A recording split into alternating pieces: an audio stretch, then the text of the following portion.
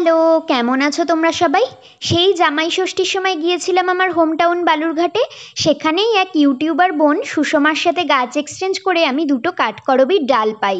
তারপর বাড়ি এসে ডাল দুটোকে যে টবে বসিয়েছিলাম, ও মা হঠাৎ করেই সেই টবে বড় বড় তুলসীর চারা হয়ে ডালগুলোকে পুরো ঢেকে দিল।